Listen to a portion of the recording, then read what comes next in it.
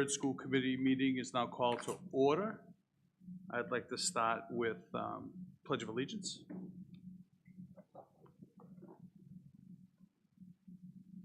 Pledge allegiance to the flag of the United States of America and to the republic for which it stands, one nation, under God, indivisible, with liberty and justice for all.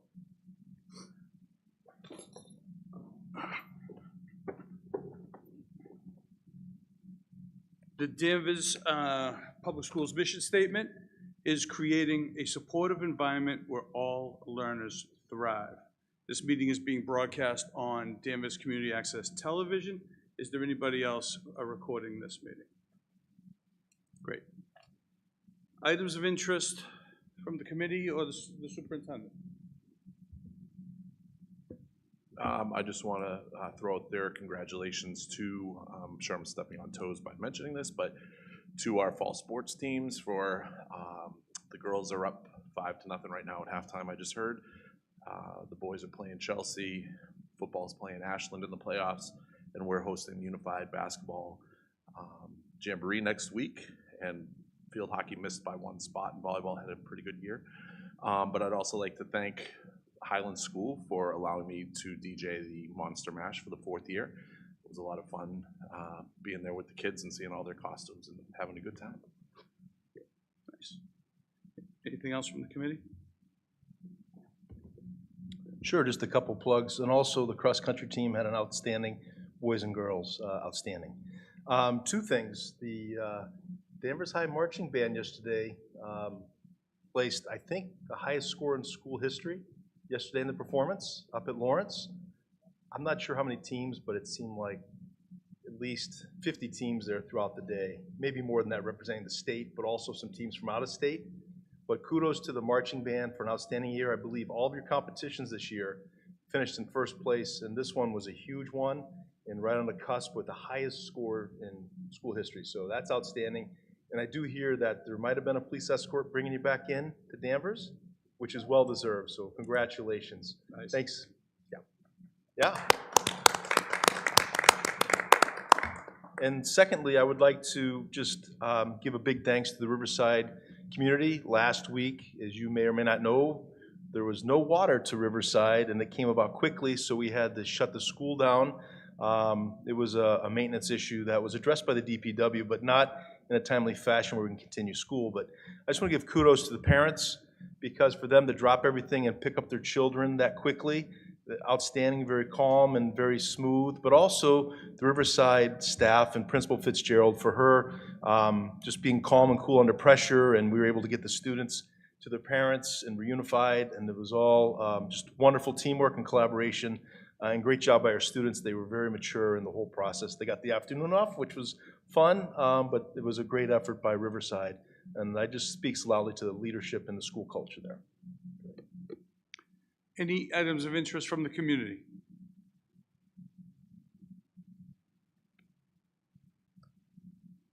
Julie, I'm going to ask just because, do I have to set the three? Are you going to be within 3 minutes, or do I have to set it? You will? Awesome. Thank you. Yep. Is this on now? Okay. Yep. Good evening. My name is Julie Bolduc DeFilippo, and I'm here on behalf of the Danvers CPAC. I want to thank the superintendent and the school committee for your thoughtful work updating the district's bullying policy and plan. The proposed revisions represent important progress, strengthening reporting procedures, improving accountability, and recognizing vulnerable student populations whose experiences are too often go unseen. The letter and materials we submitted to the excuse me, through the chair, Julie, if you could back up a little bit, because it's so loud. Okay. We're losing. Is this better? Much better. Okay. Thank you. The letter and materials we submitted to the committee and district earlier today support these updates and also offer a few recommendations that we believe could even make intervening with bullying stronger. Some of these suggestions include a neutral secondary review process for all bullying investigations, standardized investigation checklists, clear timelines for communication with families, and regular public summaries of bullying data, including metrics for students with IEPs and 504s. We also encourage training led by individuals with lived experience and ongoing attention to how disability and identity intersect with safety and belonging. This remains one of the issues that we hear about most from CPAC families. And so we're making a concerted effort this year to hold trainings that educate families on the law and their rights of their children with IEPs and 504s, and also to try to gain their feedback to bring to the community of their lived experiences of the implementation of policy. So thank you so much. Bye. Thank you, Julie. Anyone else from the community?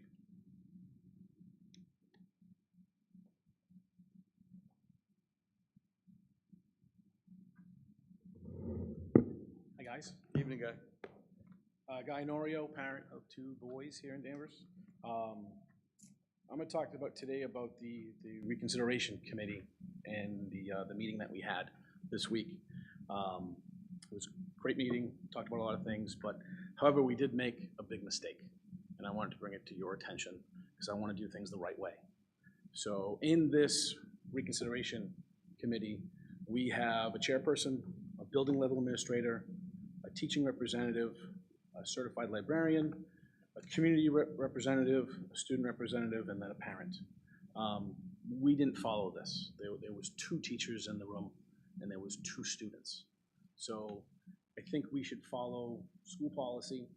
I think we should follow the state policy and reconvene at a different time, table this recommendation for tonight so we can do it the right way based, again, on your policies and the state policy. Yeah, that's all I have to say. I want to do things the right way because I believe that this is important to do it the right way. Thank you.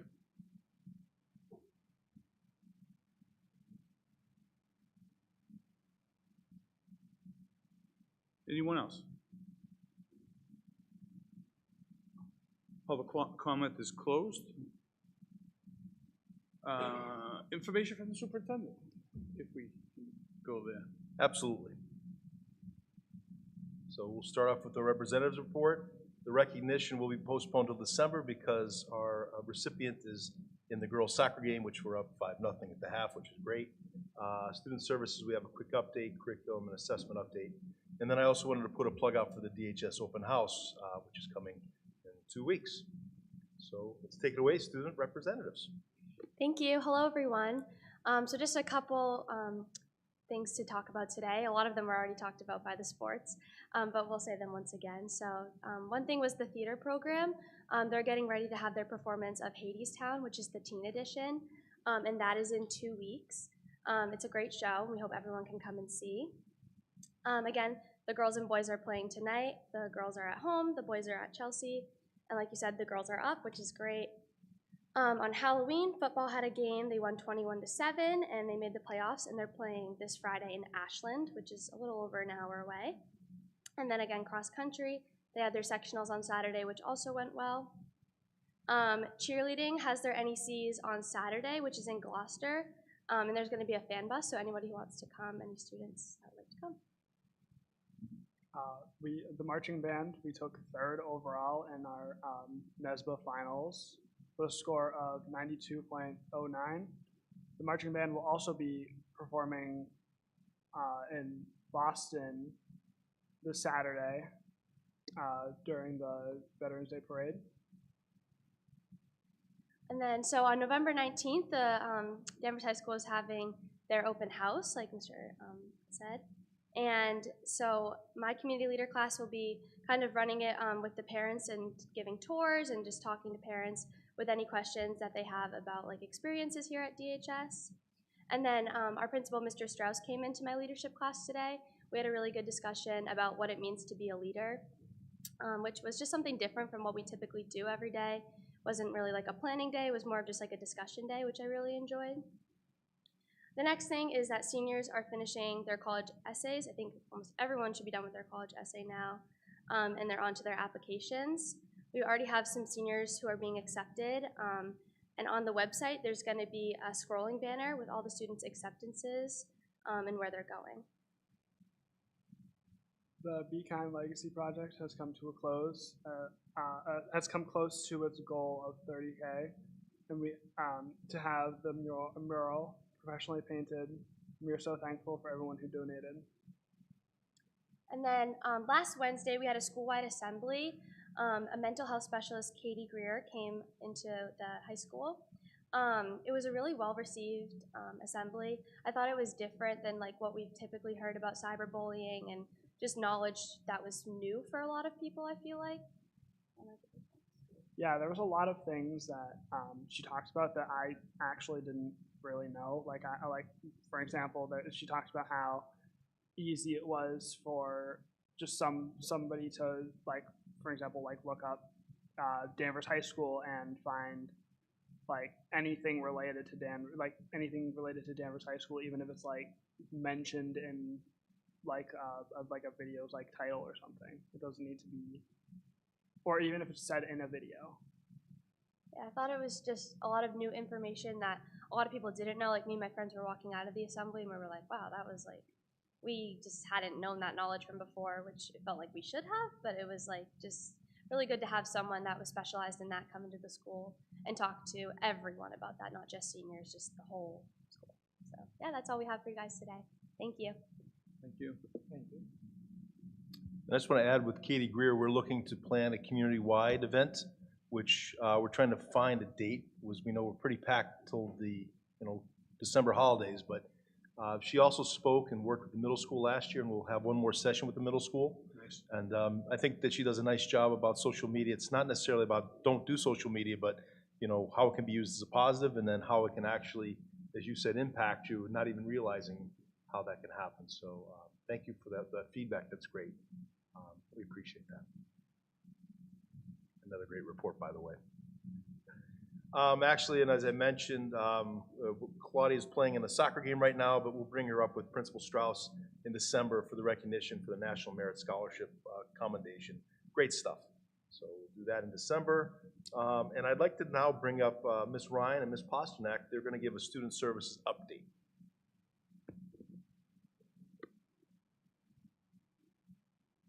Good evening, everyone. My name is Christina Ryan. I'm the Director of Student Services and joined tonight by my colleague, Julie Pasternak, our Elementary Curriculum Director.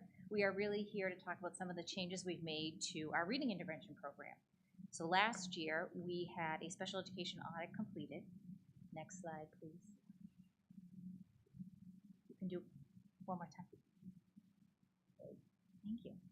So one of the pieces that was mentioned in this audit was really to make sure that we are continuously analyzing ongoing literacy gaps from the pandemic, making sure we are addressing those by short-term interventions as well as continuously monitoring our Tier 1 classroom instruction.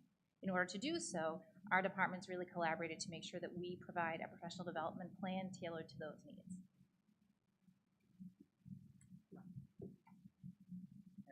Thank you. So we're excited to share that we've been working diligently with grades 6 and 7 to expand our reading screening process and moving forward the DIBELS screening assessments into grades 6 and 7. And this allows us both from the regular education side, but also from the special education side, that we're able to have consistent data going K-7. We're able to look at models. We're able to follow student data across all those levels. And we've been working hard this fall, collaborating at the middle school, really working on, we brought all the elementary reading teachers up to help screen all the 6th and 7th graders at the middle school in a day. We've been working closely with Dr. Melissa Orkins, who's a literacy dyslexia expert, and we were able to have consultation time with her because this was a learning area for myself, feeling comfortable with K-5, but what does this look like in 6-7?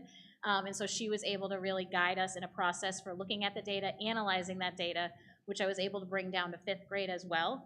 So we had our first set of data meetings a couple weeks ago with 6th and 7th grade teams to review those plans and plan our intervention. And then so intervention has been up and running in 6th and 7th grade, and we'll be progress monitoring all of our students who did not meet benchmark that week of Thanksgiving. Okay, and so part of this plan was really 3 phases. So the first phase was applying for an IEP grant and bringing Dr. Melissa Orkin to Danvers to really provide a training called Dyslexia Instruction That's Targeted. So we were fortunate to have 57 staff attend that training during our optional PD days in June and August. We have also been able to utilize that grant to continue to have that training throughout the school year. So we have 22 of those staff members continuing that PD pathway this year. Following that, we then moved towards having her staff come and conduct a RABO training in September. So RABO is a research-based fluency program for struggling readers in grades 2 to 4. We had 40 staff members attend that training as well, which was phenomenal. And the third portion of this, which I'm very excited about, is we're having training in morphology anthology, which you'll be able to indulge me just for a second, is very exciting because our data is showing that we have cohorts of students in 5th and 6th grade who can decode words so they can read the words accurately, but what's holding them up is their words correct per minute is too low. So there's a certain point at which I can decode and I'm reading fluently enough, my words correct per minute that I'm hitting means that reading, the act of reading for me is sort of floated to the back of my brain. I'm able to read with the correct words correct per minute and accuracy, which frees up my brain to actually focus on what's happening in the text. And so what morphology, and we have a cohort of kids in 5th and 6th grade, it was a need that we saw through the data that we need to be able to intervene and really provide instruction around increasing their words correct per minute. And so morphology anthology is that. And it's really structured for those upper grades. So instead of, I can decode my words, but now my instruction is going to focus on morphology or the parts of words that have specific meaning. So focusing on studying prefixes, suffixes, roots, because the more that I know and can study those parts of words, the faster I'm gonna be able to read those words. They're gonna come faster, which is gonna increase my words correct per minute, which is gonna allow me to have the accuracy and the fluency I need to have my reading comprehension. And we're really excited about this work because it's actually bridging it's bridging elementary and middle school, so it's bridging 2 levels, but it's also bridging special education teachers and regular education teachers. And I'm just really excited that we'll be able to provide teachers with the exact resource they need to teach to what the data is showing us kids need. And so that is beginning at December, early release, and we're really excited to doing that. And Dan Flipperoo. All right, and so just next steps, like I shared, we'll be progress monitoring all of our 6th and 7th graders, our K to 5 students as well. Again, we'll be benchmarking all students K to 7, again in January, and continuing to really make sure that we're strengthening our Tier 1 instruction and using that data to plan for our intervention and acceleration in K all the way through 7. And what we have here are, these are 4 of the essential components of reading instruction. And what all of our work has shown is as we are assessing students, we are now able to match the type of instruction they need at the right time. And so what we need to do is make sure that we have staff trained in these interventions at each building so that students are able to receive that service in their home school. Last year, we really focused on the phonics component. This year, we addressed fluency. So next steps would really be phonemic awareness and comprehension. So those are the pieces that we will be working on moving forward. Any questions?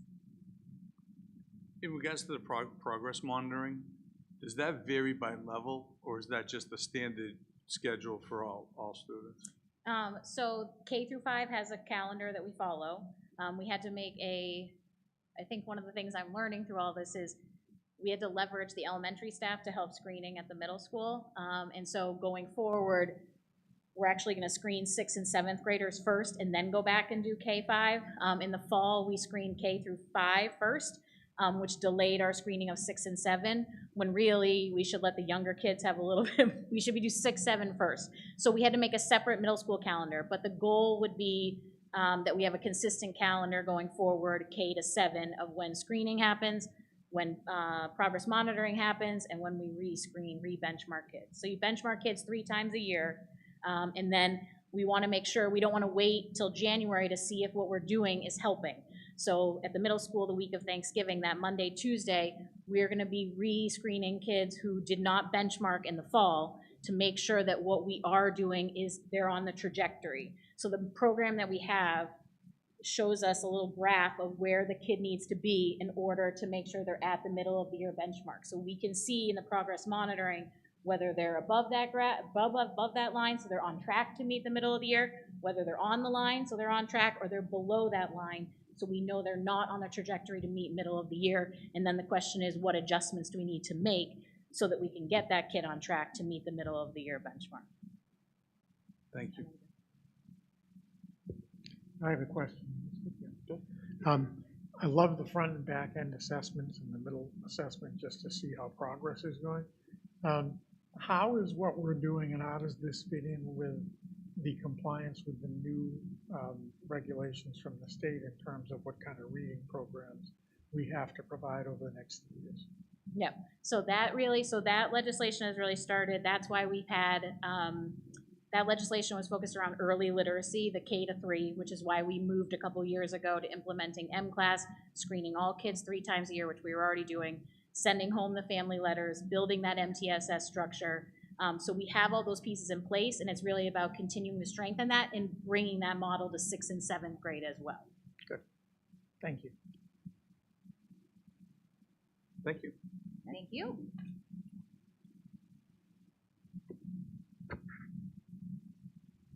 And one point for the committee, just to recognize the collaboration, which has increased, having Julie, who's the elementary curriculum director, working with the middle school, and the receptiveness and the hard work and student services coming together. So I think that's exactly where we need to be. Thank you.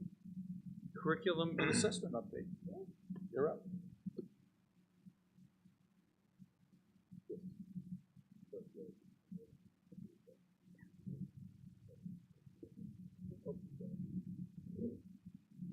All right.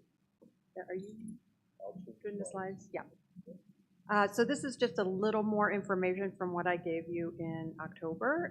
Some gaps filled in. Next slide. So you heard Julie and Christina just mention Tier 1 instruction, Tier 2, and Tier 3. So that was an example of the DIBBLE. M-Class is basically the computer program that runs DIBBLE, so it's the same thing. So what we're figuring out in giving that is beyond our Tier 1 instruction that everybody gets, which students need a little bit more. That would be Tier 2, that's usually delivered in small group instruction, or Tier 3, which is considered intensive, which is usually one-on-one or every day, something like that, but much more going on there. So we have that in reading in elementary school, and we also are starting to build a system to do it in social emotional as well. So what are students' skills in self-awareness, your self-regulation, social awareness, social connection, and then decision-making. So again, we have a Tier 1 program that's called Wayfinder, that's K-12 for all 5 sets of skills, and then we figure out who needs what work, and then we have counselors and so forth work with them on that. So at the middle school, we also do it in math, and at the high school, we do it again in ELA, math, and we're starting in social emotional. So that's why we do all these, Eric, you mentioned the beginning of the year, middle of the year, end of the year assessments is who needs extra teaching. Next slide, please. So just to give you a sense, the DIBBLE's reading levels for kindergarten, if we start at the beginning of the year, town-wide number of students, 215 overall, this is kindergarten, and who was at or above, that was 113, below was 32, and well below was 70. So you can see the percentages down below. So that was what, if you can see this graph right here, you just make a line from the beginning of the year to the middle of the year, and you would say, are they sort of above that line, the trajectory? Okay, they're doing great. Or are they below that line, their trajectory? And that's when we really don't want the creek that is like the little schism at the bottom to become a big raging river of they're really, really falling behind. So we really want to catch them early. That's why we do it even starting in kindergarten. Next slide, please.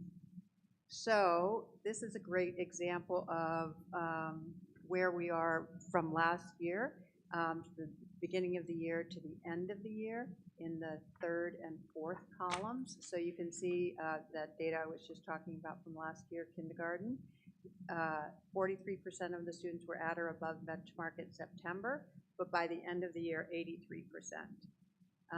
The kids I really focus on a lot are the kids who were the most impacted by being at home during COVID.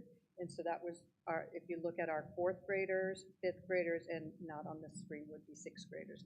So you can see they're definitely still lagging behind, and that's true in all across the nation. But that's when we talk about seeing the impact of COVID, that's the impact. Next slide, please. So we're really, really excited to have a new data warehouse tracking system for all 4 of those measures that you see there: academics, attendance, behavior, and social emotional skills that I mentioned before. So this takes all of that for academics, all those beginning of the year assessments, and tells us what percentage of our population is above or at average, who's below, and who's significantly below. That helps us make decisions on how to allot staff to give that extra intervention, for example, and none of this has to be calculated. It's fed directly from the students taking the assessment right in here. It actually can generate a plan for us. So it's really, really helpful. In the past, we would have spent 2-3 weeks to figure out all the data, crunch the numbers. Somebody like me would come in and say, okay, there's a big gap here, a little gap there, but this is literally all done. So not only that, you can see it's measured in 4 areas: academics, attendance, behavior, and social emotional. So the attendance, for example, is great because if you have students who are going to miss 10% or more of your school year, it will flag them. They're on the wrong trajectory, so no one has to figure that out, but then it gives a menu of ways that you could address that, the school could address that. Those are called intervention plans. So a student who is struggling in any of these areas, their team at the school can meet about them, come up with an intervention plan, put it right into the program, and then they progress monitor, as Julie said, about 12 weeks later. So we're really excited about that. Next slide, please. So this is just an example of, these are, don't look at the numbers too much because that's just me sort of figuring out how much of the data is already in there at the time. But eventually it will be color-coded, so you can literally just glance at a school and say, ooh, I'm really worried about that school. Let's go figure out what's going on there. If you're at my level, a principal could look by class or by grade level, or see an individual student. So it's really helpful to pull up all the information on a student, for example, if they're having an IEP meeting or if there's some kind of behavioral issue going on, so we can see, because all of those 4 areas are generally related. If you see someone who's having a hard time attending school, they may also be having a hard time in academics. Does that make sense? Yeah. So those are all the reports we can run. And I can do it, in 5 minutes, and it usually would take me like 2 weeks to look at chronic absenteeism, what kind of interventions work and don't work, and so forth. So we're very excited about that. So as I showed you in October, here are, we're going to dig a little bit deeper into the MCAS results, and I'll point out some areas that we're really worried about and some areas that are strong for Danvers. As you probably heard overall, in the state, the scores are down. And there's a lot of reasons for that, but a main one was, if you remember, the population voted on question number 2, that MCAS no longer counts for school graduation. So the thought was that a lot of 10th graders in particular didn't take it seriously. But the other thought is that no one took it seriously. So we didn't really see that. The teachers aren't reporting that to us, but it is sort of generally talked about. So we're going to go into each subject area. As you know, we take it in grades, English, language arts. Next slide, please. We take in grades 3, 4, 5, 6, and 7, and then also in grade 10. You can go past this one. Yeah, so here it is. So grades 3 through 8, and then grade 10. And as I said, they have always been separated in the state reports because the 10th grade one was the one that counted for graduation. That's no longer true. So down at the bottom of the slide, you can see what I noticed when I mentioned last time we met. But what you want is that the blue, which is Danvers, the percentage, is the students who are exceeding or meeting expectations. We want that number to be higher than the state average, which is in black next to it. So, you know, we're close, but we hope to get a whole lot closer. And then you can see the 10th grade on the right. So that's English language arts. We hope a lot of the work that we're doing in early literacy is going to pay off in the next few years. But of course, students don't start taking MCAS until grade 3. Next slide, please. So math, very similar story. 38% for Danvers, exceeding or meeting expectations. 41 for the state, that's very close. Grade 10, this is maybe where we saw that effect I was talking about, but we're not sure. 32% meeting or exceeding at 10th grade and 45% at the state. And then science is a real bright spot for Danvers. We're really excited about it. You can see we are at or above around the state average in both grades 5 through 8 and grade 10. This is really, really unusual to be lower than the average in English and math, and then at or higher in science. So it's something great is happening here in science. So I'm really happy about that. So as I mentioned, we have these 6 priorities. We're going to use data to inform educators so that teachers are going to know. It's not a feeling. It's going to be brought all together. We're just in the first year of our strategic plan, and getting all this data into their hands is going to happen within the next couple months. We're going to do the comprehensive elementary reading program. You heard about that. What I'm really excited about is number 3 and 4. So we are in the process of having a new math curriculum, K to 5. Teachers are piloting 2 different curricula right now. They'll make a choice between those 2, and we'll implement that fully for next school year. Really exciting. The middle school and the 9th grade teachers have also decided they want to do a full-on curriculum adoption. And most of the teachers adopted our current program, which is called Carnegie Math, which is very heavily reliant on a computer program called Mathia. And they adopted it like 2020 to 2022, so there wasn't a lot of time with the COVID and everything to really do a lot of professional development, do a lot of coaching of teachers. They just didn't feel like it's meeting their needs. And frankly, the teachers really want to get the kids off the computers for math. So we're going to do a full-blown process this year. We're going to pilot some curricula in the spring, and then have a brand new big program for rollout in the fall. So we're really, really excited. My experience with that is now, having led math curriculum adoptions in a number of districts, is that you get a huge bump the first year in student achievement. It's really, really exciting.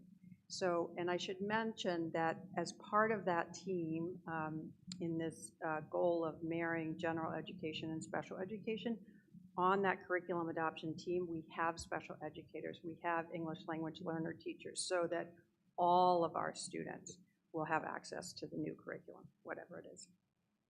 And then I've mentioned Wayfinder, our social emotional curriculum. And then lastly, just that we're bringing together all our special populations and the general education process. Next slide, please. So I just will remind you our goals, and I think I'm going to put a little target right above my door of my office that says this, but I am serious about this. The district will see an increase of 10% in MCAS scores that are below the state average, and 5% in MCAS scores that are at or above the state average. So we're hoping for that in 1 year. We will guarantee that in 5 years. At the elementary level, we want 85% of our students to read at grade level. You saw some of the earlier scores there. That's an achievable goal. It is a push because those kids who are really affected by COVID. And at the middle school, again, we also want to see those big student achievement jumps. And at the high school, we want to see them, and we're also adding in the AP scores. So we want more students taking AP classes, but we also want to do even better in having students pass them. I think that's the last one. Oh, yeah. And so we're planning on giving a student engagement survey in March every year. And we hope to see student engagement increase in that. Good?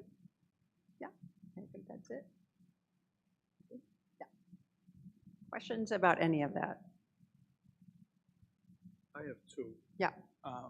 In regards to the data warehouse, when do you feel like that'll be fully populated so that it'll be giving information that can be acted upon? It's fully populated right now, and we're just trying to figure out how to best use it in our context here. So I just this weekend gave all the principals access to all their data for their schools. So, but we've been looking at it at the central office probably for about a month. Maybe if we could hear from the people using it about some impact that it's having right out of the gate, that might be, Yeah. I think I would like to hear that. I'm hoping everybody would. That, And the other thing is, when you talk about passing the AP exam, are we talking about scores of 3 or higher? 3 or higher. Okay. Yeah. Thank you. Just a quick couple. Really, data warehouse looks great, and love the commitment to the goal. You seem really committed to that. My question is on the MCAS scores, and not so much the scores, but if we accept that the scores were impacted statewide this year by the fact that MCAS for the first time, really not since it came into existence, there were a few years up front where it sort of worked its way in. But now it doesn't count toward graduation. And how do you crack that nut, do you think? How do we get students to take it seriously so that you get those results you're hoping for? Yeah, I think it's around the talk that we do, that we're measuring our curriculum, the teachers are, using it to measure their efficacy. So how we take it, just like anything, how the tone that the adults set is the tone that the kids will take to it. Yeah. Okay, I mean, that makes sense. I'm thinking about it too, and it's a tough one. But yeah, I think setting the example and the expectations is as good a place to start as any. So. Thank you. All right, thank you. Mr. Chair. Yeah, thanks, Chris. And then Dan's been talking about how you looked at data all the time and how you kind of, so I think it's impressive to kind of see what you pulled in here. One comment and then a question. And the first one is the COVID kids, so to speak, the fourth graders. I mean, that was pretty eye-opening to see that it's like a cliff that those kids fell off. 57%, I think, was the number compared to people in the 80s, so in the other grades. So definitely eye-opening. It's good that that's on our radar on that. The more on the data warehouse question is how are those sort of measured? I was jotting notes down, maybe I missed it, but how are the academics calculated, and then is it just on year-end grades, quarter grades, benchmarking, and also how are the other ones measured, like social emotional learning and things like that? Yeah, happy to answer. And you are a data geek too, I can see. Yeah, a little bit, yeah. Yeah. So the academics we measure differently. At the elementary level, we do it all based on their pre and post tests, those beginning of the year, middle of the year, end of the year. So the DIBELS is really important. How they score on the math is really important because that's all informing teachers' instruction and who's getting like the special little lift from interventionists as well. So that's all. There's no report cards into there. Secondary, it's the opposite. So grades 6 through 12, it's feeding right out of Power School. So it's all on their grades. So by that point, if you need to see students' assessments, that's under a different tab.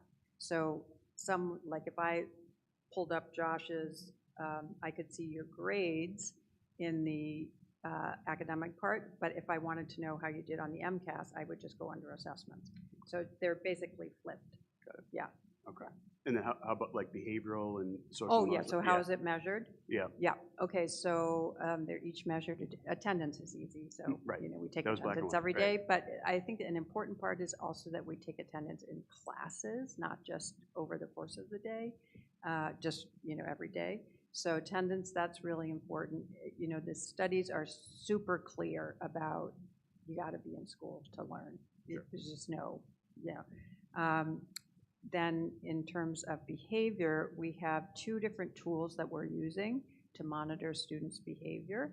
At the elementary level, it's a tool called SWIS. So they make a distinction between minor offenses, and they've sort of written out a behavior chart, and major offenses. So those are all in there. They don't go into Power School, so they're not like for the state, but they're for us to track behavior. So they have a behavior rubric. Is this answering what you wanted to know? Yeah. Okay, and then the last continuum that we're looking at is the social emotional skills. So we have the Wayfinder curriculum. They have an assessment called Waypoint, and for students in grades 3 through 12, they do a survey themselves. I can approach a new person and strike up a conversation. I feel confident to intervene when there's a conflict. I can name my own emotions and calm myself down if I feel angry. Those kinds of questions. Sure. For grades K to 2, we haven't really rolled it out yet. Obviously, they're too young to do a survey like that. So it would be a teacher survey, but we haven't rolled that out yet. So the teachers would be monitoring their kids' behavior. And these, when they go below some sort of a benchmark, that these will flag teachers, principals will okay, and then an action plan will come into place. Yeah, and kids who, for example, are having trouble with self-regulation, that's pretty obvious. Right. But kids who are having trouble naming their own emotions, not so obvious. So that's where you want a tool like what I'm talking about. Right. Yeah. That's great. Thank you. Sure. Having done a lot of these programs and stand testing and all that, my question is more of just a curiosity. Which 2, it says the 2, you said 2 programs in the elementary school that they're trying to decide between the 2? Oh, 2 math programs? Yeah, which 2 Yep, are so they Fish finalized? Tank, which would be a parallel to our English Language Arts program. And then the other one is called Eureka. And they're different. They're very different from each other. And right now it looks like Eureka is more popular with the elementary teachers who are field testing. Yeah. Thank you. New business. Hold on. Oh, I'm sorry. I would be remiss if I didn't put a plug in for the open house that will be taking place November 19th at the high school. Principal Strauss and his team, they put together a great evening last year in the spring. It was more of, it was done in the spring. And the realization is that open houses, they take place, at this time of year where 8th grade families are making decisions about where their child will go to school next year. We want Danvers to be in the conversation. We want to highlight the great things that we have. But we're also opening this up to 5th grade families and elementary families because we know that many make decisions before they even get to the middle school. Principal Strauss has changed the approach. So he's sent out surveys to what people want to see, and he's organized it in a nice, tight manner. And that will take place November 19th at 6 o'clock. I brought your lawn signs. For those in the audience, I have lawn signs for you as well, that free of charge, of course. And put that in your yard, please, to promote. And we have a banner, so hopefully we can maybe get one above. We might be too late on that, but we'll put a banner on front of the middle school as well. And, I'm not going to read the whole thing, and I'll pass around the flyer so you get an early copy. I'll send this out to the community tomorrow. But I think, one of the things that really they're going to discuss a lot and really show opportunities for families to interact with not just the staff, but with students that are going through it. So advanced learning opportunities, right? One of the things that we're looking to do is create an advanced placement degree designation, which would set us apart from many schools. Also look at dual enrollment options where students can take college courses and college credit, while they're a high school student, but also really look for ways we can accelerate that. And we feel that that's something we're really going to dive into.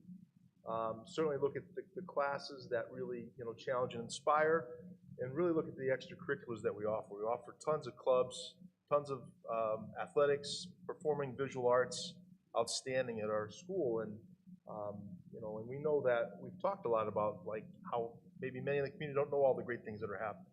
And certainly we'll talk about, what does it mean for your 8th grader? What's a trajectory if they're interested in studying engineering? Because you can do that. If you want to come out in the medical field, where would you be with that? And I think the last piece too is just really just being able to see the hands-on opportunity, but have an opportunity so families can speak. We have a number of students that will be available. And again, this is open for the whole community. So we'd like you to come, and again, we have free lawn signs for you in the audience. But more importantly, it's just a great opportunity to highlight our school and our community. So we're very excited about this. And we're planning on bringing the 8th graders up the next day so they can come in, for those that maybe couldn't make it, or come back again and just kind of go through it in more detail for them. So again, we're looking for more opportunities to integrate the 5th grade, not just at this evening, but other opportunities in the middle school as well. So I just had to make the shameless plug for this. All right, don't forget your lawn signs in the back after the meeting. And I'll have it delivered, I'll deliver it to the audience. How could we after you mentioned it so many 2 times? I did, okay. No, thank you very much. That sounds exciting. I'm looking forward to that, actually. Can we move on to new business now? Yeah. All right. Reconsideration of instructional resources. So as you know, in 8th grade, we currently have the book All American Boys, taught as the first unit of the school year.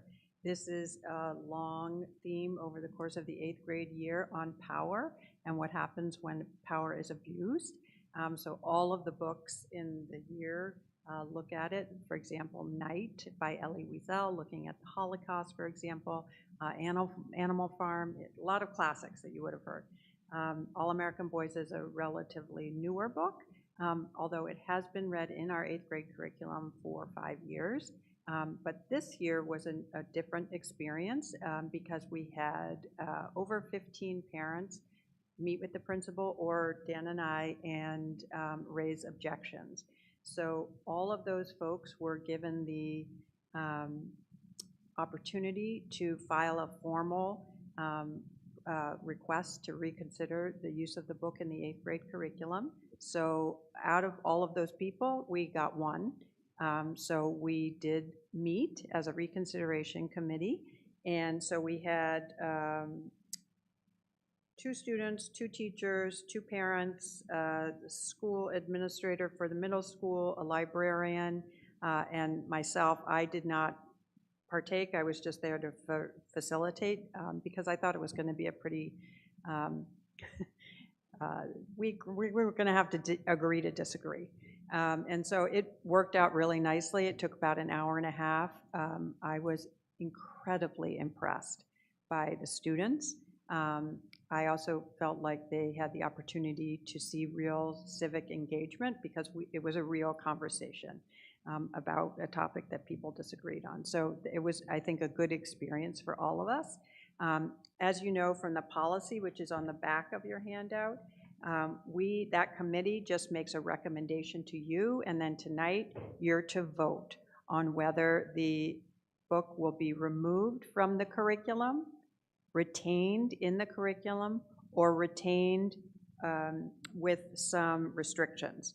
So I'll just talk a little bit about that. As you can see on the handwritten notes from that the note taker took, so they haven't been altered in any way, and the committee all agreed to this. We had 5 members who voted that we should retain the book in the curriculum. 1 member said that the book should be removed from the curriculum, and then 2 members of the committee said that it should be retained with restriction.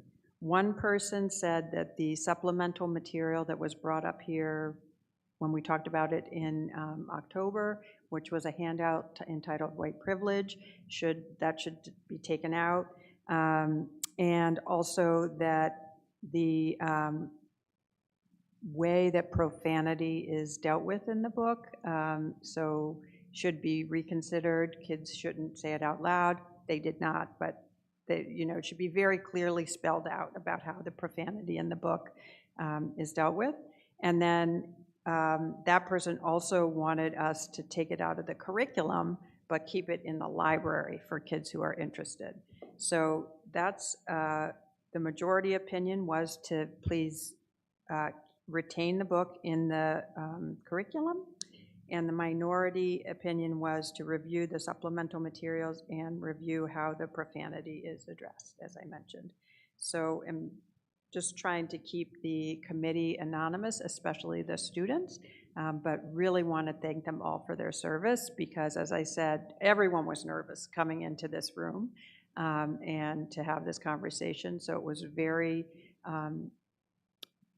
controlled with time limits on everything and roles and so forth. I had everyone speaking directly to me to say their opinions, not to each other, because they were going to disagree. And I'm really proud of the work we did. So your job tonight is to vote. And once you've decided, we can't reconsider this book for another 3 years. So this is sort of it for the next, 3 years beyond this year. Yeah.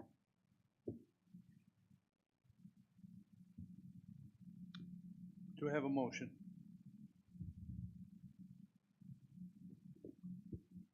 Motion to vote on the reconsideration of the book All-American Boys. All-American Boys. Well, we're doing that. I mean, your recommendation as to whether or not we I retain thought it? I was just doing a motion. I don't know if we're open to discussion yet. If I can, the motion would have to be to Those remove it, retain it, or retain it with Oh, restrictions. yeah, motion to retain the curriculum as is for All-American Boys. Can I ask for a clarification on the curriculum? Because I know there was discussion and some controversy around white privilege. And I know that was controversy. Has that been reevaluated, that particular language in the curriculum, or are we keeping it as it was presented? I think if we have the motion, then we can discuss it. Okay, okay. Yep, all right, so the motion to retain it, and then we'll have a discussion. Second. Any discussion? Okay, I'll go right into the question. Yeah. For me, as a parent, like I said, I read the book. Sometimes I appreciate when these controversies come up because the first thing I want to do is see the book.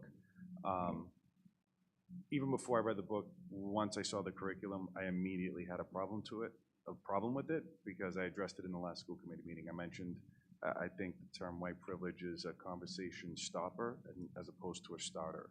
And I wouldn't be surprised if many parents immediately made a decision once they saw the curriculum. So I'm just looking for some clarification on what the curriculum going forward will be with that book, and if it's been, considered to have something a little bit more inclusive.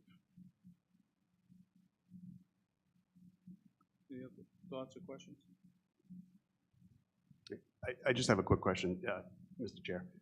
We had a comment from the community that said that we did not do the procedure the correct way, and I just wanted to see if this was done correctly or if this needs to be revisited. It was done correctly. Okay. Thank you. Now, I want to follow up on that because that was pretty specific. I do see initials here, but, I mean, can we address the specific question about the makeup of the committee? Because it was very specific that there were not representatives from building level administrator, a teacher representative, certified librarian, community representative, student representative, and it looks like there were no other representative. Do each of these initials represent the people that were in that room, and were they all there at the same time?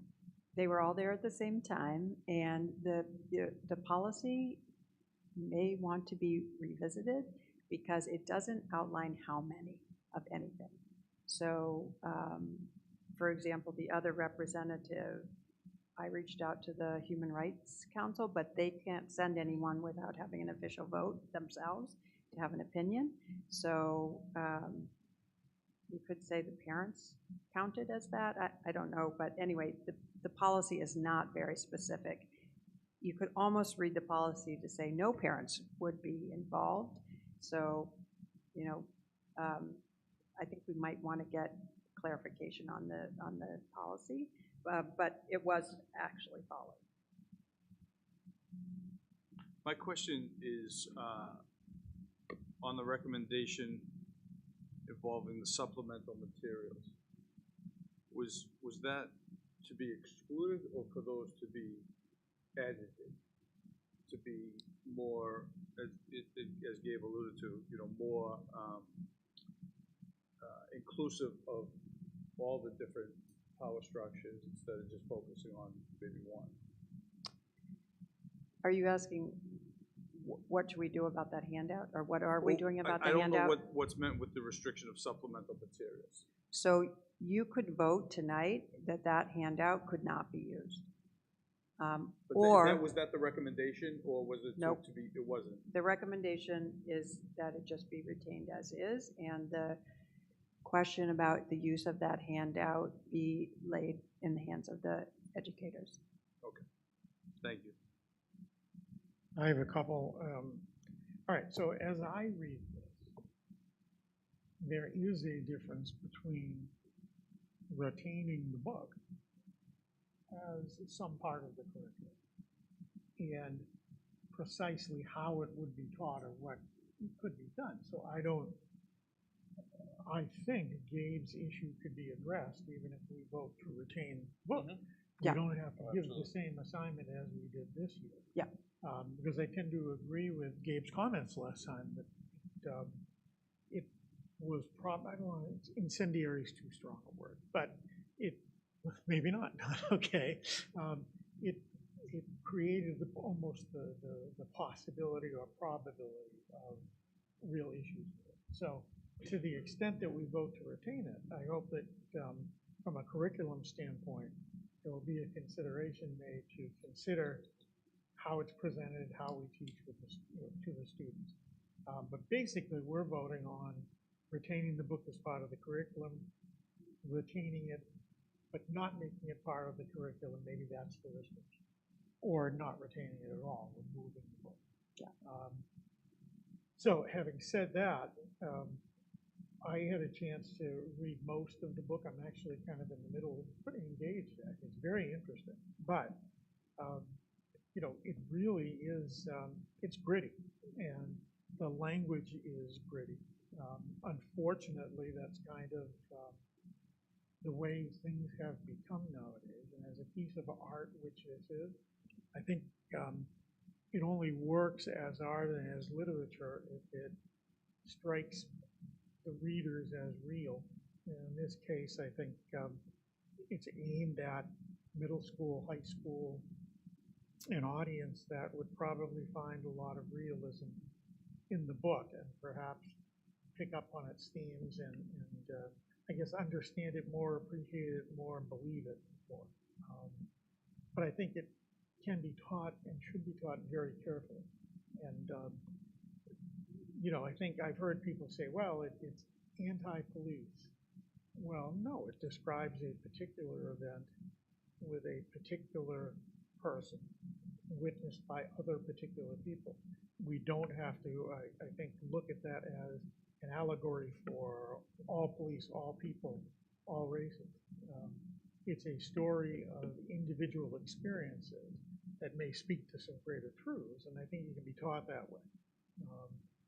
So my own, I guess I sort of had the same questions others have asked about the makeup of the committee. There's nothing from the state that says if you have a reconsideration committee, it has to have a particular makeup. No, okay. So from what you said, I'm satisfied with that.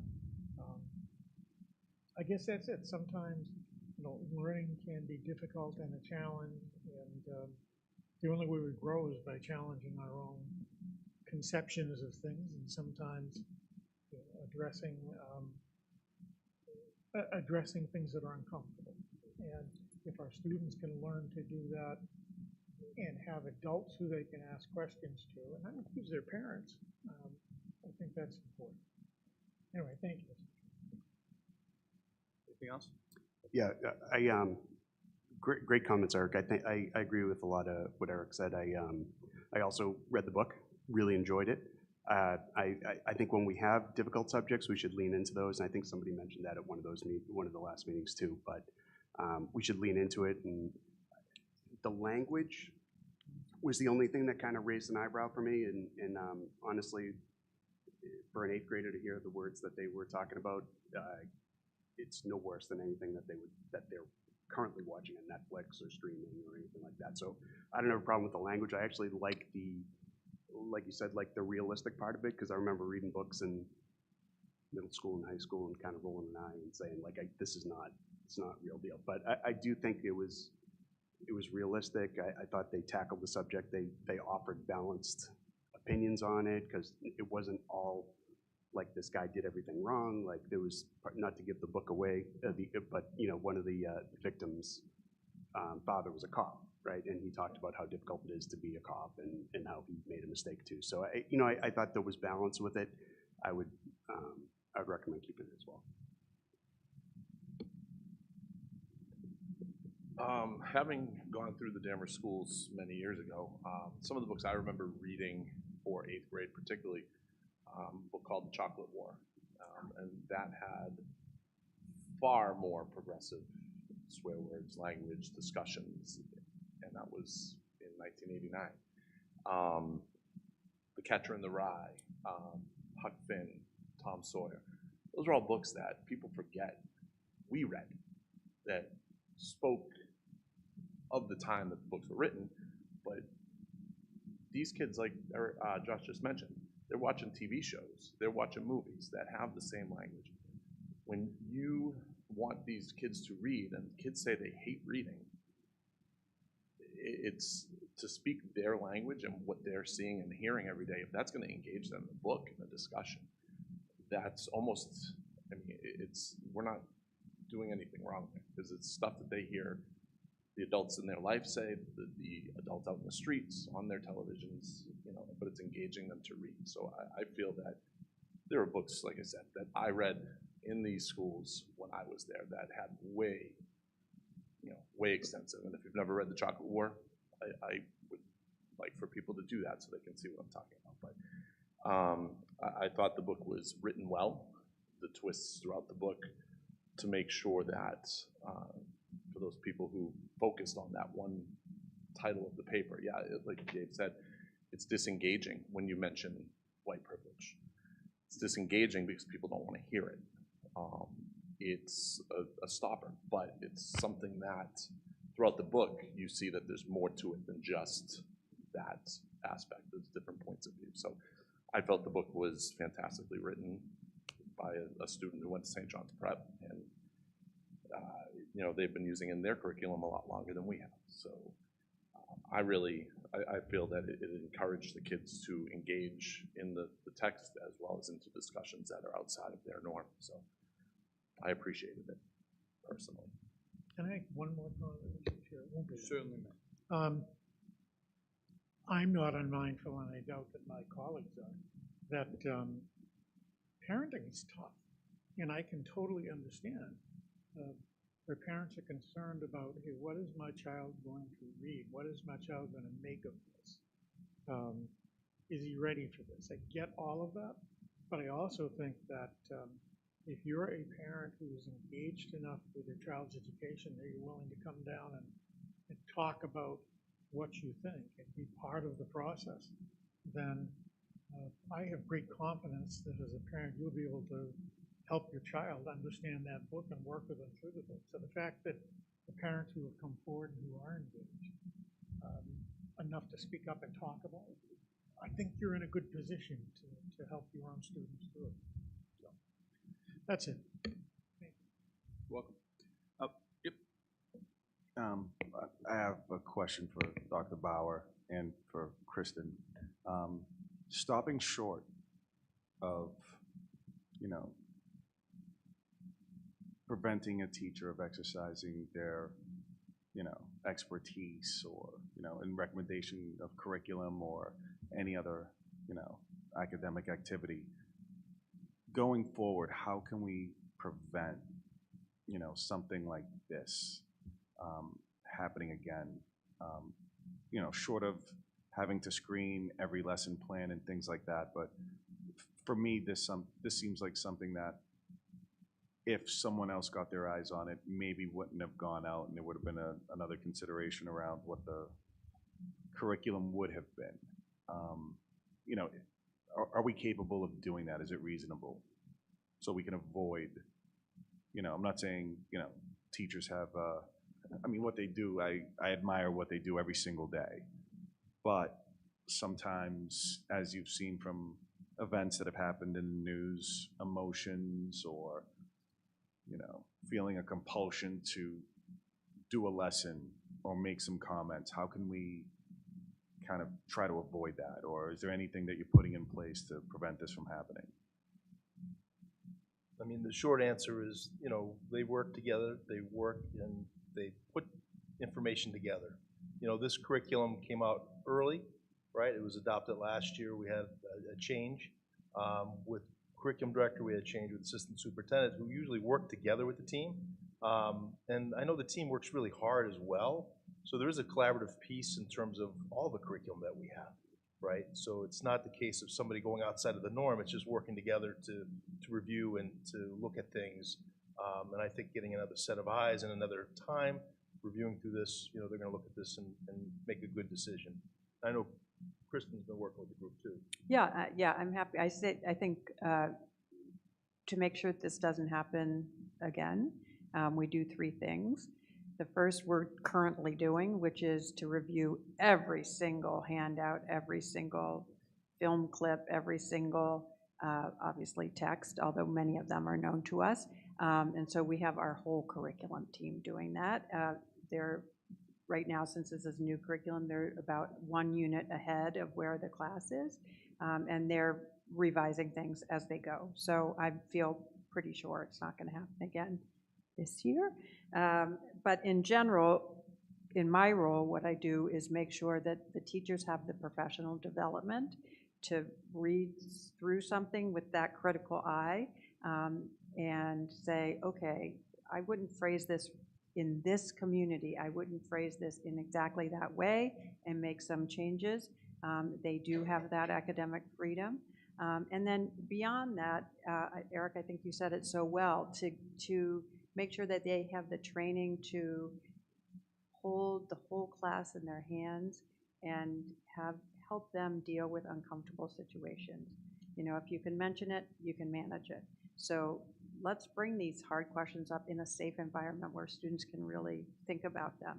And the last is just, it really is the parents' right to know that these are in the curriculum. These books might bring it up, so to have our curriculum clearly posted, this is what we're reading, to have it talked about at back to school night, and so their parents aren't surprised.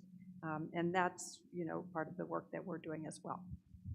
And if I can add too, you know, I did have the opportunity to go into classrooms and see some of the lessons, and I think our teachers are very skilled in terms of working through difficult conversations. They've spent a lot of time, because this book has been taught over the last 5 years, right? So outside of the assignment and such, you know, I've seen them skillfully be able to bring students along. And I saw a number of students who, you know, I don't know all the students intimately and that well, but I certainly saw some discussion and dialogue that was rich. And I saw how the teacher moved through there, and they take a lot of pride in that piece too. You know, they work together because, you know, some of these subjects aren't easy. And I know they're doing that at the elementary level, working together, and I think the professional development time, working together is so key. Thank you for bringing up your point. You know, how do we stop this from happening again? And I hope no one takes this the wrong way, but I'm not sure that we should make sure that it doesn't happen again. We have things in place to review and to allow teachers to have that freedom, but also to have, you know, feel free to edit appropriately. And I empathize with the parents that were upset by this. But it brought them into the school to have this conversation. People were uncomfortable. I am, you know, I'm an educator. I'm a firm believer we do grow from being uncomfortable. And I hope this doesn't happen often. But from what I understand, there was some good dialogue between the parents and the school. It was brought to our attention, and changes have been made. So all in all, that's a very positive thing. Yeah. I really do appreciate the fact that parents advocate for their children, and that's the way it should happen. Not everybody gets what they want, and quite honestly, and I'll say this, I have more communication in support of the book than against the book, but I really do appreciate you and the others bringing that up. With that said, I have yep, One more thing, do I have to change my motion to address the curriculum part? no, you don't. No, okay. Just- In what do you mean? Well, Kristen mentioned that we can vote today to vote for the book, but ensure that the curriculum doesn't come up again. Right. If the Well, book is retained, The book is- you could, it sounded like you all were unanimously Yeah, I saying the think book we're should all be on the in the same curriculum. page, yeah. Yeah. And I don't think it'll, I mean, it's I think it was- inflammatory or. I take it as this was a teachable moment for staff, for leadership, parents, us. So I think without placing undue restrictions on staff, I think going forward with your three-part tool should be okay. And I do think the policy committee should look back at that school committee Agreed. policy. There's some things that are unclear in it. One is that it talks about library materials in the policy, but it really is meant to be an umbrella over all curriculum. Yeah. For example, and then the other one that we mentioned about how many of each sort, are there parents there or not, they're not parents there, that's also unclear. Yeah. The motion is before us to retain the book in the curriculum. It's been seconded. It's time for a vote. All those in favor? Aye. Aye. Opposed? Thank you.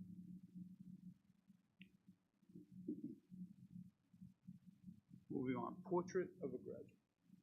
Great, so this is just a quick introduction for you about the work that's been done by many, many groups to create what we're calling Portrait of a Graduate.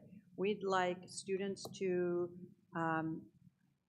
graduate with sets of skills in these 5 areas. We'd like them to be compassionate citizens, resilient problem solvers, effective communicators, skillful collaborators, and transformative thinkers. So as you know, you were here last year, I wasn't, but there was a huge committee that worked on this, and many different groups created it. So what I'm telling you about now is what are we doing with this moving forward? So if you turn to the back of the handout, and if anybody wants a handout in the room, Janet has some extra handouts. So what you can see is 5 columns of work that we're doing right now, we're in the midst of right now. The teachers have worked on this, teacher leaders have worked on this, the Superintendent's Advisory Council has worked on this, administrators have worked on this. So we have a lot of engagement and we're gonna have even more. So the competencies, that first column has been defined. The second column is what are the exact skills that we want students to have, and then we rewrite those as I can statements. So, for example, I can take an active, not passive role in my community. So there's 5 I can statements written for each of the competencies. Very soon, the administrative team, tomorrow, will take a look at this and firm up those first 3 columns. So then, moving forward, we're working with the full faculty to do the last 2 columns. The experiences, this will be by grade level span, K-2, 3-5, 6-8, 9-12, to make sure that there are lots of chances for students to be introduced to the skills, to practice the skills, and then to be assessed on the skills. And you can see it's sort of a different cut at our same curriculum. And then we're going to enhance certain experiences to be what we're calling touchstone experiences, those last column there on the sheet. And so, for example, we're looking at redesigning a 9th grade English unit to be around effective communicators, because all students take 9th grade English. That's one of the classes, so it's completely equitable. And The staff is in the midst of redesigning their Touchstone experience, sometimes called a capstone. I changed it to Touchstone because they could happen anywhere over the course of the school year. Capstone is usually at the end of the year. So ninth grade English, for example, students may do something like research and write a persuasive essay on a passion topic, and then actually give it as a speech. So that would be all forms of communication. Does that make sense? Is that, yeah. So that's kind of where we are. Is that good? Yes, I think one of the important things is that being able to, as we'll talk about the competency determination, the sign for graduation. This will be really the direction we want to be moving in, and I know many schools have already moved in this direction, but this cuts across all students, and we call these durable skills. But being able to tie this in at all levels, like how can we actually see this not only in the curriculum, and how can we prove that students are successful in these areas, and what does this mean? I think this Touchstone experience piece, the capstone, really will weigh into this heavily, and at some point, I'm sure, do we get into the evaluation, and I don't want to put the cart before the horse, but being able to draw into, so as a parent, knowing like, how does my child perform in these particular areas? That'll be very clear. So anyway, I think the work has been great, and we have a lot of work to do on this, but it's really going to, I think, speak volumes to what our students can do and really make sure they're marketable to move forward. They're already marketable, by the way. They're doing wonderful things, but I like how it's going to cut across everybody. Any questions on the update? Yeah. As I read through these, it strikes me as though these are, both the competencies and the skills are what I would say are soft skills and competencies, as opposed to, a graduate's going to come out knowing how to do X, Y, and Z. Is it simply assumed that that's part of the curriculum process, or because someone could look at this and say, well, the portrait of the graduate leaves out the technical things that we want students to be competent at. So I guess my question is philosophically, how did we go in this direction? Actually, we're kind of behind, to be honest with you.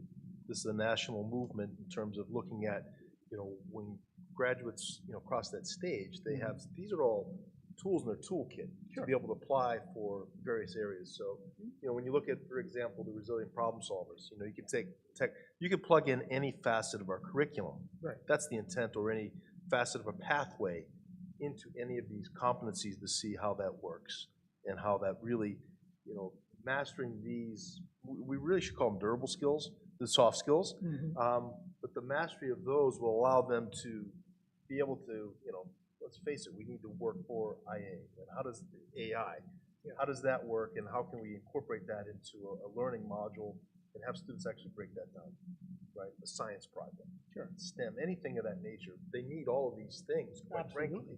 So that piece is, it's basically like that first level when you work in the pyramid.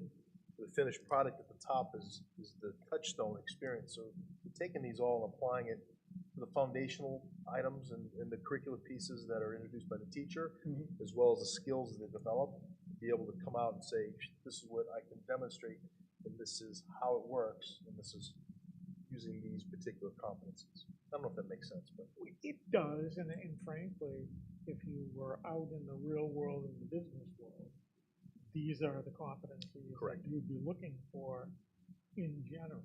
You can be hiring someone, and you can get 15 people with bachelor's degrees who come in, all who come across as really smart and bright. Right. But the one you hire, you hope has all of these. Exactly. So the grading scale, that's not going to change. Yeah. Right. That isn't going to change. But being able to pull out, like, how do we know that our students, how they've mastered these competencies? That could be certainly weighed into, and it should be weighed into it, because that's part of assessing to get to the final product. Right. Okay. Because I think it is more than, opening the door, as you said, when you have to think on your feet, is really something we're hoping that all of our graduates. They can do, but reinforce it with this. Yeah, they absolutely need to have all these. You'd never get me to speak. That's right. So I don't want this to feel like it's a replacement for the technical information or the hard, the mathematics and things that they really need to dig in deep. So they have those tools, but it's a matter of like, how do they pull us together to solve a problem? I get it. 'Cause like I look at effective communicators, and my immediate thought is, well, they better be able to know how to write. And it would be great if they also know how to speak and get the experience in public speaking. That's all part of communication. Right. But I guess all of that rounds into expressing their ideas clearly. I mean, I get it. Right, and I think it's important for us to be able to show, like, it's great to say these things, but how can a student actually demonstrate? Right. And how can our great educators be able to bring this into the classroom? And also, how can we align with the elementary, middle, high school? Yeah, I get it. Hey, thank you. You're welcome.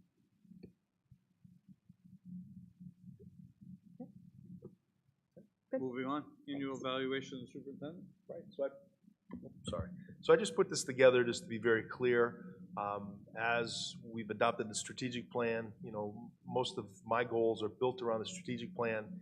So I just want to keep this very simple. So in February, we'll have a strategic plan update, and that aligns with our district and my superintendent goals. And then in May, I will submit the progress report to the school committee.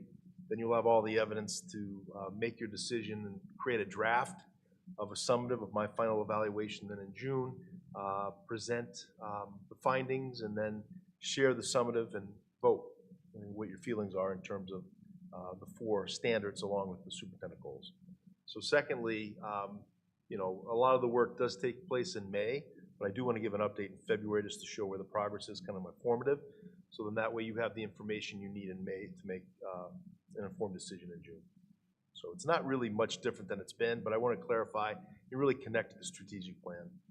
So I think you brought that up last time, maybe Eric, and talking about all the different goals, but they all align in the strategic plan. Any questions for the superintendent?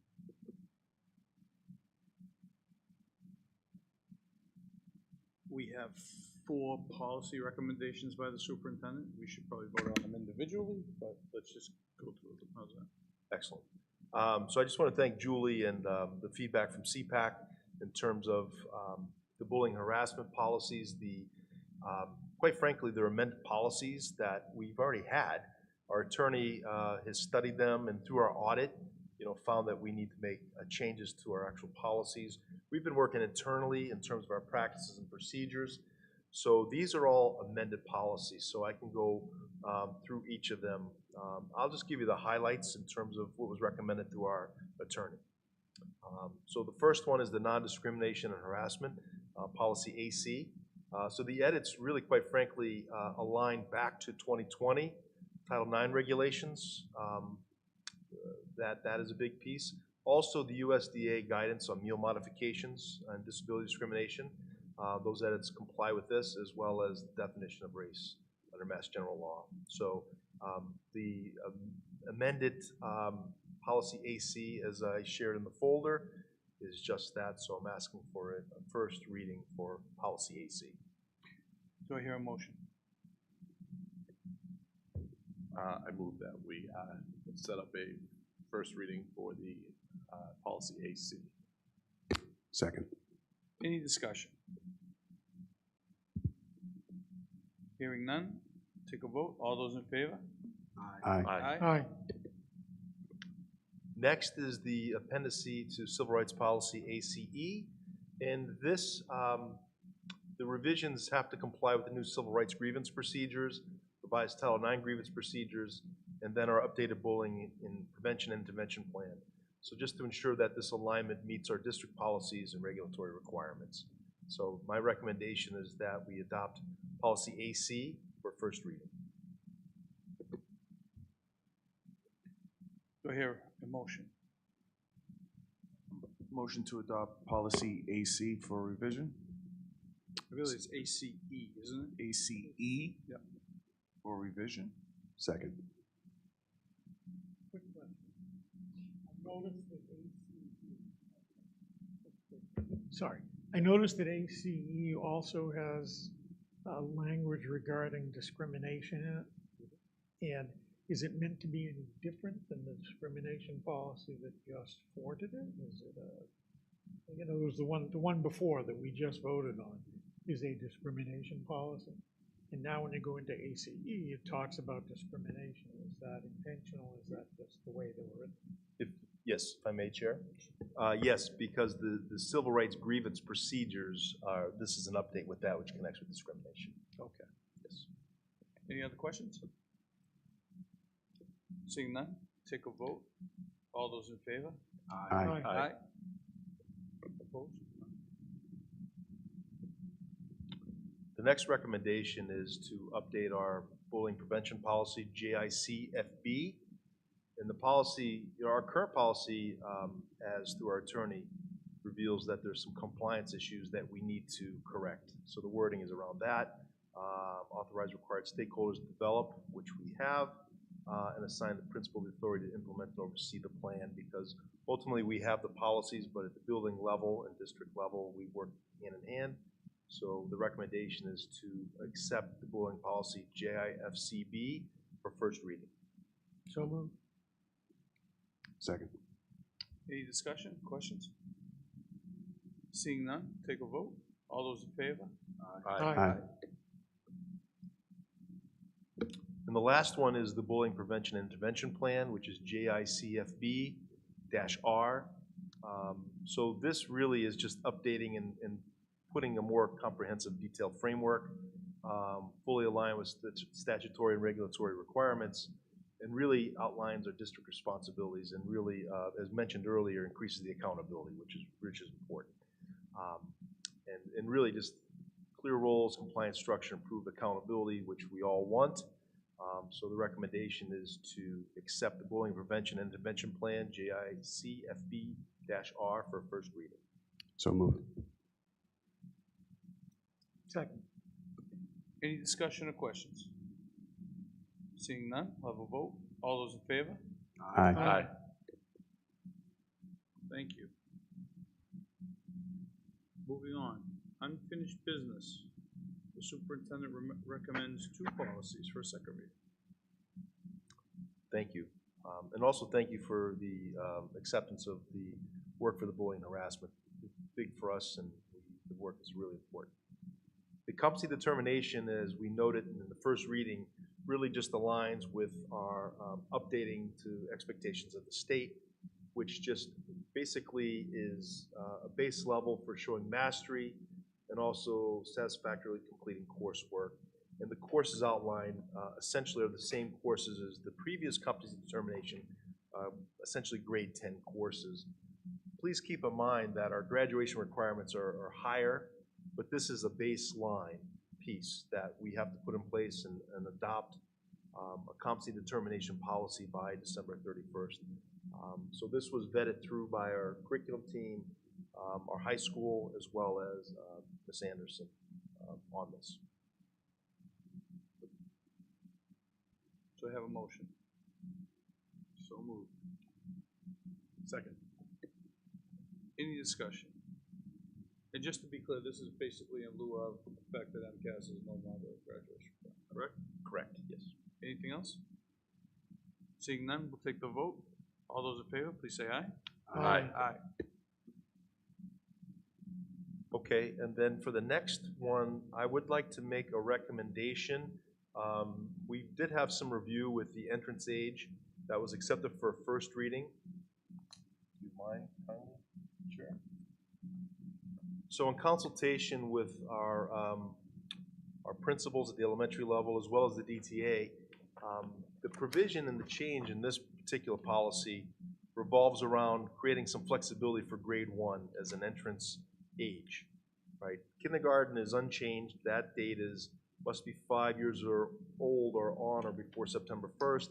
We wanted some flexibility with grade 1 because there has been situations where a child may be very close in grade 1 with the readiness, but based on the policy, it was so rigid that they would not be able to enter grade 1 and therefore either go to private and then repeating kindergarten just doesn't make sense if they already have the skills. So I'm really proud of the recommendation of our elementary principals as well as the DTA, because honestly, we want a child to be successful. So the wording, as you note, the cross-out was the previous. So I'm asking for a second reading of this policy to be accepted with revisions that will allow the collaboration between the principal and teachers that demonstrate the readiness with district procedures, which I think is important because we want to have consistency. So essentially, you pass the policy, right, with the adjustments, and then our team will go to work and develop the readiness piece across the district, utilizing our teachers and their expertise as well as our principals, and I think this will be a very successful policy. That's my recommendation, please. So moved. Seconded. Any discussion or questions? The only thing I'll say is that we talked about this at the policy subcommittee when we had the meeting on this, and this reflects what we talked about. Flexibility for first grade. Thank you for that. Sure. Anything else? Seeing none? All those in favor, please say aye. Aye. Aye. Opposed? There you go.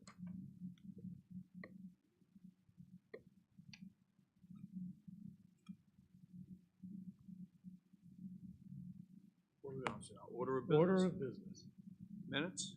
The secretary moves to approve and release the minutes from the October 6, 2025 regular meeting. Second. All those in favor? Aye. Aye. Consent agenda? I move the approval of the consent agenda. Second. Any discussion? All those in favor? Aye. Communications? Anything?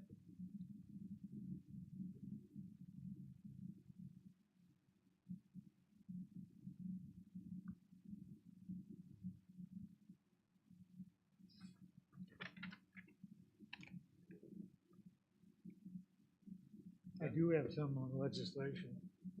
You do? Received information from Representative Kearns. Quick summary of the education-related legislation we passed last week. A literacy bill to improve reading outcomes among elementary school students. We talked about that a little bit. She goes on to say that there's been a significant amount of research done to find out how best to teach children to read.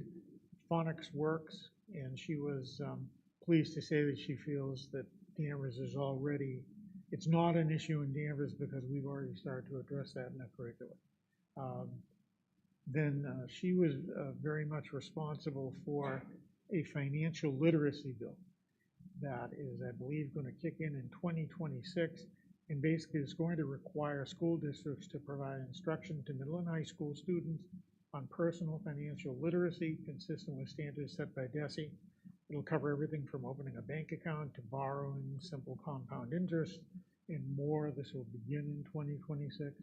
And we've had a few residents talk about this as a need for students. So Sally's very proud of that, and she was one of the co-sponsors. And then lastly, and she said this would be of interest to our language teachers, they've updated the state bylaw on what she calls a seal of biliteracy. It's somewhat technical, and you all probably know more about it than I do, but my assumption is that teachers can actually receive this sort of a certification that they are bilingual. I don't know if it's for students, but it looks like it's, I'm guessing, students, I'm sorry. So a student can actually get a seal that, an official recognition that they are bilingual and fluent in an additional language. So, oh, that's cool, an actual seal.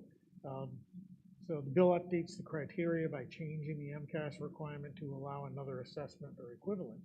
So you can get this without the MCAS piece. So the financial lit list of topics is exhausted. Again, she's very proud of that. So good stuff happening on that. Thank you. If I could just add one more, and Please. yep, and we've had this seal of biliteracy at the high school, and we do have kids that participate in that, and the language typically would be like an AP level. Oh, wow. For that. But I did attend a public hearing On Chapter 70 funding, DESE is going across the state, just getting feedback on the Chapter 70 funding formula, and we know that, quite frankly, it needs some serious updating. As it was presented over 25 years ago, it doesn't truly reflect the change in needs in terms of services, transportation, increased costs with out-of-district placements and special education.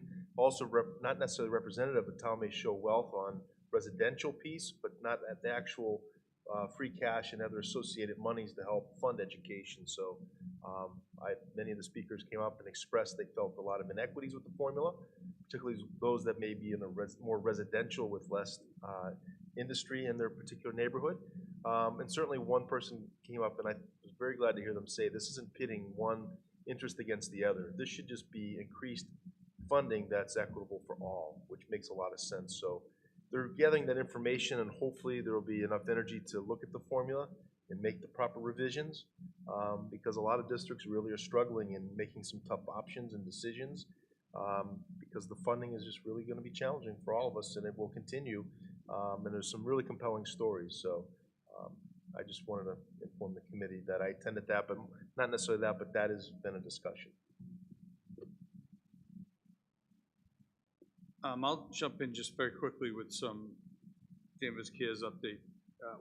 The change in my schedule saddens me because I can no longer attend Danvers Cares when it's scheduled, but I was very happy to see that there were 20 people in attendance, so it just tells me it's still going very strong. And then some of the things I want to highlight, I was very impressed with that. There's a youth mental health first aid bonanza going on in conjunction at the Danvers Police Department with two women. I don't know, Laura Mayer and Meg Wybenson. You know, basically the focus is on teens that are in, having a mental health crisis, and how to render first aid to that. We heard about Katie Greer giving her presentation at the high school, and she's going to give another one at the middle school. That's great work. J.D. Motz, who's the chair of the Danvers Accessibility Commission chair, is working on doing a film festival, Fight for 504, with students from Danvers High School. And then there's a woman, Amanda Lane from Hawk, who shared a youth and family programming initiative in regards to prevalence of teen dating abuse. And she has some other trainings in her repertoire that sound really interesting for our students. So I'm really happy to hear that, there's just all these resources coming in through Danvers Cares. Real impressive. May I add one more thing, Chair? Sure. So Danvers Cares is involved with, as you know, we sent out information this week regarding community resources, particularly those families that may be struggling with SNAP resources not being available, but more importantly, just challenges anyway. So it was nice to see that galvanized, but Danvers Cares is looking to put together a district-wide food drive after Thanksgiving. A number of our schools have food drives scheduled, for the month of Thanksgiving, November, but it'll be organized by the students where they'll have drop-offs at each school, and we set up a Give Butter account, so if people do not wish to donate food, they can do cash if they wish through our online system. So more information, but Danvers Care students will organize this through Danvers Care, so I think it's a wonderful thing, and nice. A lot of people in the community are asking about that. So very nice. Anything else from any other subcommittees? No. Our next meeting is December 8th, and without any objection, this meeting is adjourned. Motion to adjourn. Motion, right? Motion to adjourn. Do we have a second? Seconded. All those in favor? Aye. Aye. Good night, Danvers.